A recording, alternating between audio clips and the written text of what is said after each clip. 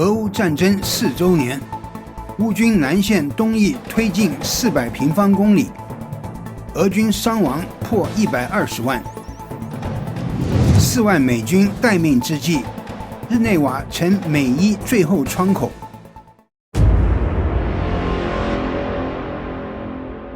大家好，欢迎收看新冷战情势，请大家先为我们的节目点赞留言，谢谢大家。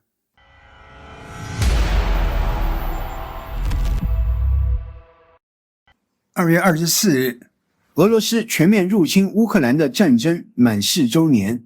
4年过去，乌克兰没有战败，相反，在持续消耗战中越战越勇。就在2月中下旬，南线战场传出一系列重要进展。2月20日，乌克兰总统泽伦斯基在接受 BBC 采访时证实，乌军在扎波罗热方向收复约300平方公里土地。3天后，战果进一步扩大。乌军总司令亚历山大·希尔斯基通报称，在奥列克桑德里夫卡方向，乌军空降突击部队及协同单位重新收复超过400平方公里领土和8个居民点，并为第82与第95空降突击旅官兵颁发奖章。这一消息被多家国际军事媒体解读为乌军在南线取得阶段性突破。值得注意的是，这400平方公里仅为南线东翼战果，并未包括西翼方向的推进。乌军这轮反攻不只是战场得失那么简单。今天的俄乌战争早已外溢为一场牵动全球阵营与意识形态对峙的综合较量，胜负的天平将影响未来几十年乃至100年的世界秩序走向。就在乌军总司令希尔斯基宣布南线重大进展的同时，西翼战场也传来新的变化。库班方向的侧翼战场突然升温，乌军在该方向经过持续作战，成功压制并击溃卡缅斯克方向俄军部队。2月23日，当地战线明显后退，乌军收复了大片区域，战场态势出现逆转迹象。这一方向此前推进缓慢，作为侧翼战场，兵力与资源投入相对有限，再加上长期受到俄军第聂伯集群牵制，进展并不显著。然而，局势在近期出现变化。截至23日，乌军已重新控制胡里亚波尔以北，属于第聂伯罗彼得罗夫斯克州的全部失地。值得注意的是，俄军第聂伯集群在这一方向鏖战整整2年，付出巨大代价构筑防线，但仅仅半个月时间，战线却重新回到原点，此前的苦战成果几乎归零。与此同时，顿巴斯战场依然高度紧张，俄军空军对克里斯蒂安尼夫卡地区发动打击，炸毁当地水坝，意图通过制造洪水迟滞乌军第24旅等部队推进。洪水迅速淹没低洼区域，战场一度变成泽国。这一行动也暴露出乌军在该区域防空体系仍存在薄弱环节。波克罗夫斯克方向的空中活动同样频繁。2月22日，多支俄军侦察破坏小组渗透至农场地带，试图实施纵深破坏。然而，乌军侦察无人机及时发现目标，迅速引导炮兵进行覆盖打击，俄军小分队未能扩大行动成果。在米尔诺赫拉德一线，俄军继续向乌达奇尼矿区和托雷茨克方向施压，乌军则集中使用 FPV 无人机，对俄军阵地与兵力集结点展开高强度袭扰，双方在该区域形成拉锯态势。目前均未取得决定性进展。2月23日，战火延伸至克里米亚，乌军对俄占克里米亚的黑海舰队第15独立海防导弹旅集结地发动远程打击，同时瞄准堡垒岸防导弹系统，毁伤效果仍在评估之中。但这一行动再次显示，乌军远程打击能力正在常态化。在顿涅茨克州尼日尼亚克林卡地区，乌军使用海马斯火箭系统对俄南部军区一处弹药库实施精准打击，后勤补给链条再次受到冲击。更引人关注的是，战火越近，俄罗斯达拉斯坦共和国卡列基诺的友谊一石油泵站于23日遭无人机袭击，两座直径约60米的大型储油罐发生剧烈爆炸，现场传出6次爆响，浓烟冲天，火势猛烈。该设施距离乌克兰边境约1100公里，属于德鲁日巴石油管道系统的重要枢纽，作为俄罗斯能源出口的重要节点。该系统每日输送大量原油，部分能源流向匈牙利与斯洛伐克。这一远程打击不仅具有军事意义，也具有明显的战略与经济象征意义，显示乌方具备深入纵深打击能源基础设施的能力。在信息战层面，双方的舆论博弈也在同步展开。俄罗斯国防部22日声称摧毁乌军海马斯火箭系统及火烈鸟发射装置。对此，乌方联合特遣部队公开回应。军方声明指出，俄方所谓摧毁海马斯装填车辆的说法并不成立，因为海马斯采用模块化发射设计，本身不存在独立装填装置，而 FP5 火烈鸟导弹则为导轨发射系统。相关说法存在明显技术错误。乌方讽刺称，俄方在进行宣传前应先了解基本军事常识。另《华尔街日报》WSJ 指出，当前战局已经清楚表明，俄罗斯的胜利并非必然，乌军仍具备持续作战能力，并通过小规模高频率反击不断扰乱俄军节奏，使莫斯科在寻求决定性突破时屡屡受阻，战线在缓慢移动，但代价异常高昂。根据美国智库战略暨国际研究中心 CSIS 2026年1月底发布的报告，自2022年2月全面入侵以来，俄军累计伤亡约120万人，其中阵亡人数可能高达 32.5 万人。这一规模被认为是二战以来俄罗斯遭受的最沉重军事损失。更严峻的是，俄军在战场上的推进速度极为缓慢，通常仅以马计算。与此同时，乌军基本清除了东北部库皮扬斯克地区的俄军力量，并在扎波罗热州收复多个村庄，使俄方关于重大进展的说法显得尴尬。在经济层面，俄罗斯乌拉尔原油价格在制裁、油轮扣押以及印度面临美国压力的背景下持续承压，能源收入对俄罗斯维持战争至关重要。油价下行直接冲击财政稳定。CSIS 指出，俄军伤亡人数约为乌军的2倍以上。虽然莫斯科长期通过高额报酬吸引志愿兵，但西方防务官员观察到，当前征兵速度已难以覆盖战场损耗。过去3个月，俄军每月征募3万至 3.5 万人，但伤亡人数更高，兵力尚可维持现有战线，却不足以形成决定性突破。乌克兰同样面临人力压力。乌克兰总统泽伦斯基承认，已有约 5.5 万名乌军士兵阵亡，乌军步兵数量紧张，只能依靠无人机与火炮维持防御与消耗战，进攻所需人力远高于防御。因此，乌军战略逐渐转向消耗俄军。英国国防部武装部队国务大臣卡恩斯 Alistair Cairns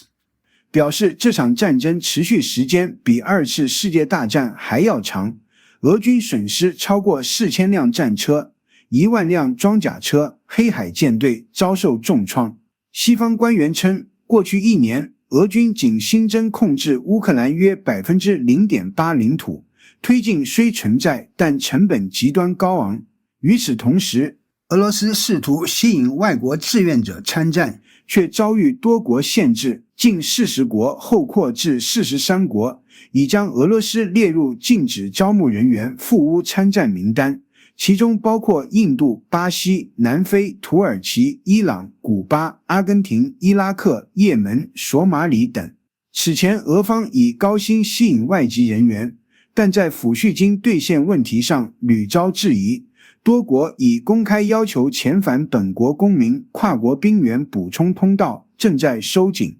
欧洲北部国家则展现出鲜明立场。瑞典国防部长帕尔约翰逊表态，乌克兰有权自行决定胜利目标，无论是收回克里米亚还是选择谈判，瑞典都将支持。瑞典宣布2026年提供40亿欧元援助，2027年再预留同等额度。截至2026年2月，瑞典对乌援助已占 GDP 的 1.8%。波罗的海3国与北欧5国整体展现出高度一致的战略决心。欧洲核心国家领导人计划在基辅会晤，进一步协调对乌支持，向莫斯科释放信号。俄罗斯央行行长纳比乌林娜通报，俄罗斯央行黄金储备已由 556.9 吨降至 160.2 吨，减少 71%。出售黄金用于弥补能源收入下降带来的财政缺口。财政、能源、战场三线承压。时间回到2022年2月24日凌晨4点，数十万俄军多线推进，发动二战以来欧洲规模最大的军事入侵。2月23日，俄军第76空中突击师精锐部队搭乘伊尔76运输机，计划空降基辅郊外霍斯托梅尔机场，迅速打开通往首都通道。俄军原计划在1小时22分内拿下基辅，1周内控制乌克兰全境，但乌军炮兵摧毁跑道，俄军后续部队无法降落，首批空降部队被围歼，第76空降师未能在基辅立足，部分部队转降白俄罗斯后再经陆路推进，强攻基辅最终失败。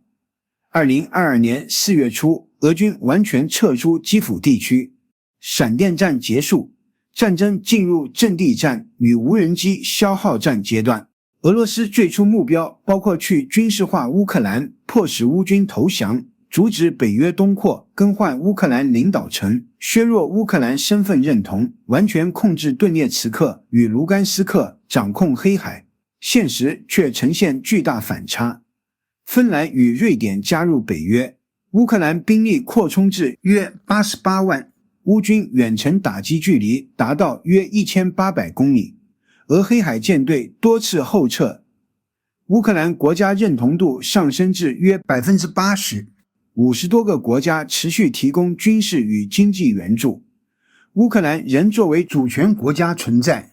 4年战争，从闪电战到消耗战，从首都攻防到无人机时代，这不仅是战场较量，也是工业、经济、外交与意志力的比拼。胜负未分，成本却已写入历史，而这段历史正在实时被记录。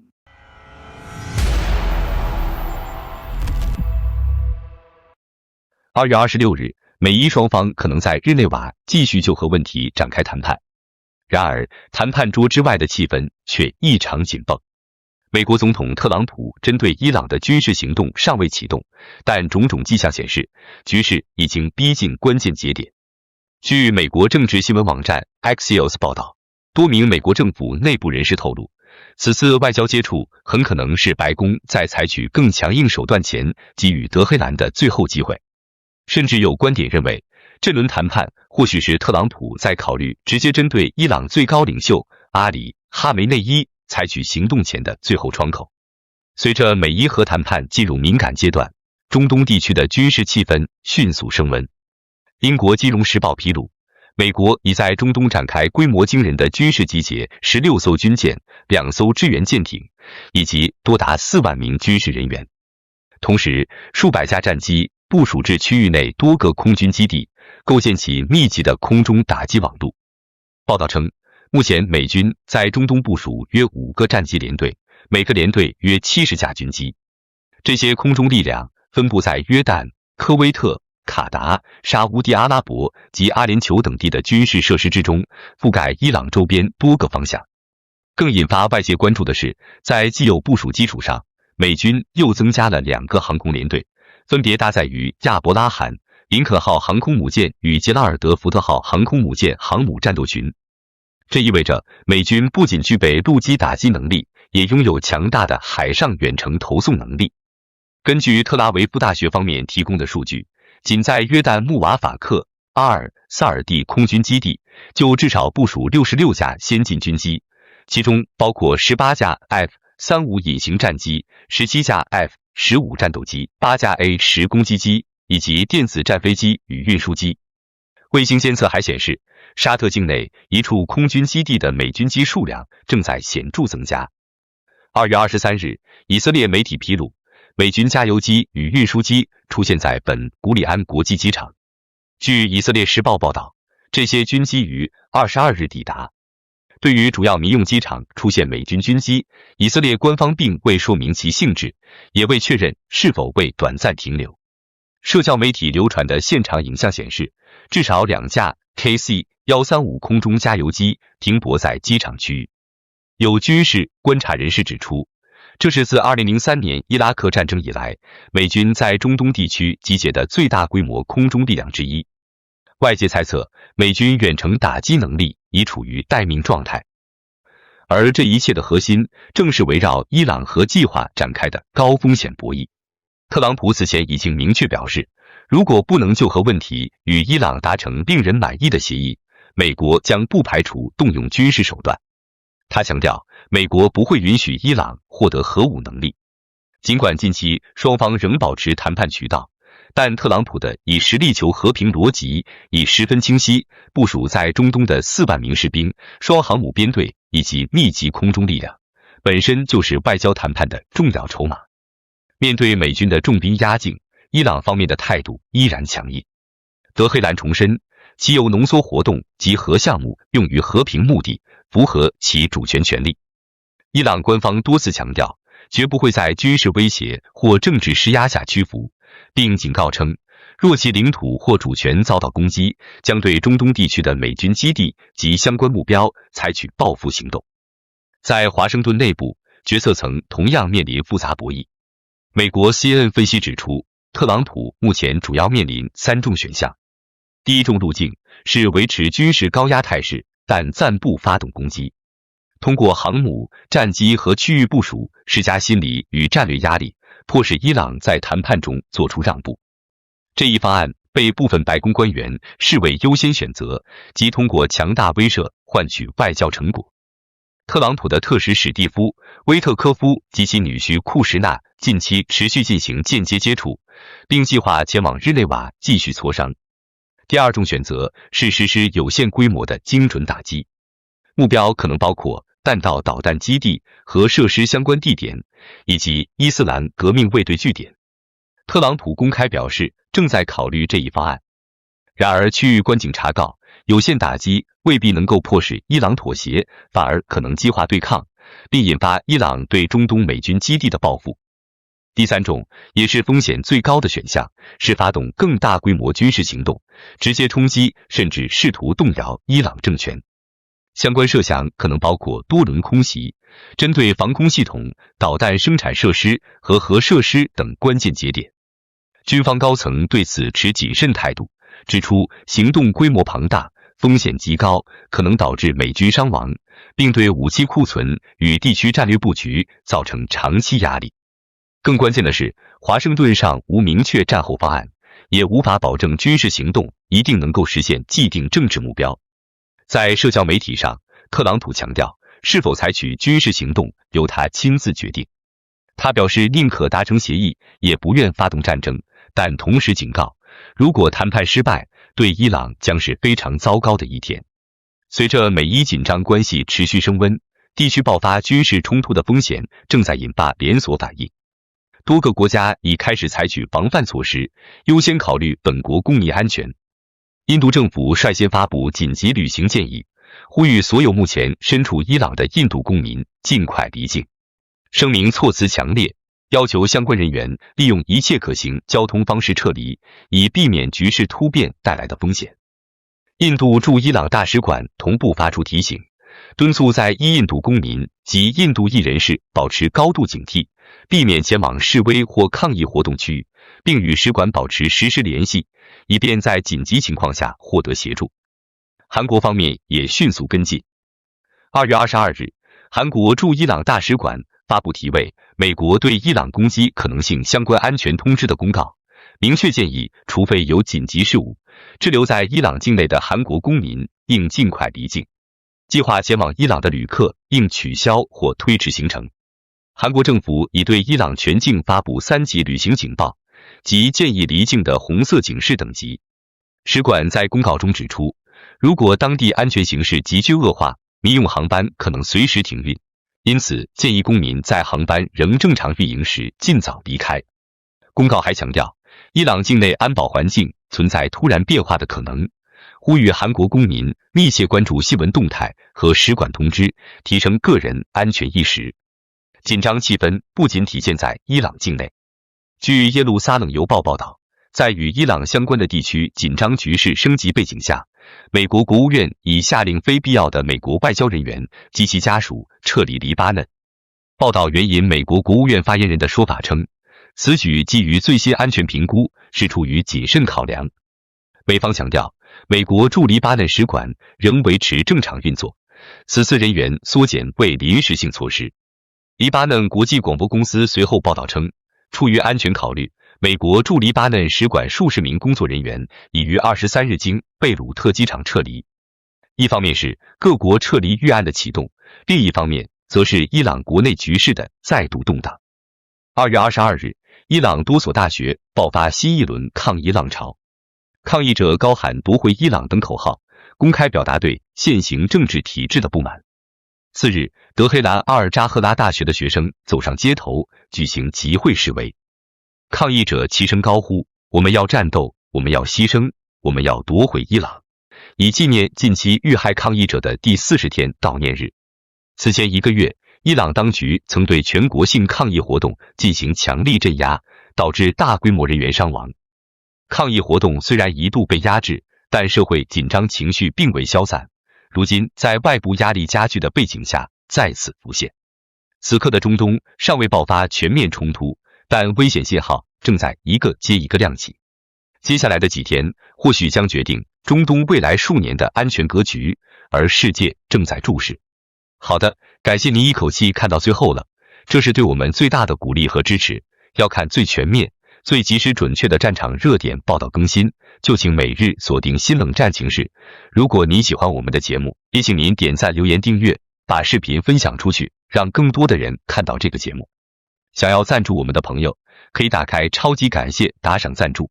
帮助我们能持续做出更多好节目。谢谢大家。